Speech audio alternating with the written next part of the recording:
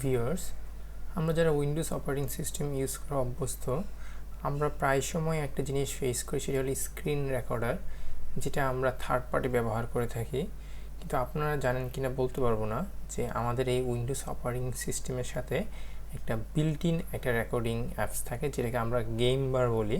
তো সেটা আপনারা চাইলে অনেক ভালোভাবে, মানে হাই রেজলিউশন মোডে আপনারা ভিডিও করতে পারবেন। সো চলুন সেটা আমরা কীভাবে ব্যবহার করি সেটা আমরা বলে দিচ্ছি।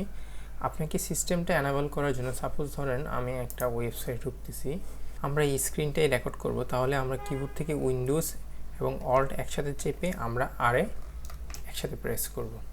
প্রেস করার সঙ্গে সঙ্গে আপনি দেখতে পারবেন রাইট পাশের কর্নারে বা যেখানে হতে পারে এটা একটা রেকর্ডিং অপশন চালু হয়েছে, যেটা আপনার পুরো স্ক্রিনটা রেকর্ড করতে। সাপোজ আমি যখন এটা এখন চেঞ্জ করব, আমার এই স্ক্রিনে কিন্তু এই সবগুলো জিনিস রেকর্ড হচ্ছে।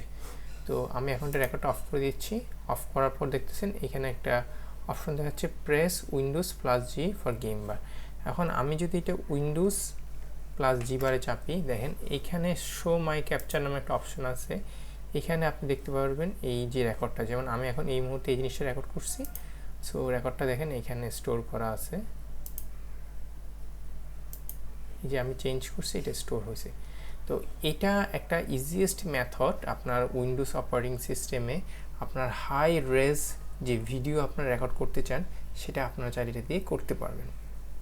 কিন্তু সমস্যা হচ্ছে এই জিনিসটার একটা মেজর ফ্ল হচ্ছে, আপনি যখন এই ডেস্কটপ মোডে থাকবেন আপনি কোনো ধরনের স্ক্রিন রেকর্ড করতে পারবেন না। কিন্তু যখনই আপনি কোনো ব্রাউজার বা কোনো ধরনের অন্য কোনো থার্ড পার্টি অ্যাপস ব্যবহার করবেন, সেটা আপনি ইজিলি রেকর্ড করতে পারবেন। তো এরকম ছোটো ছোটো টিপস জানার জন্য অবশ্যই আমাদের চ্যানেলটাকে সাবস্ক্রাইব করে রাখবেন।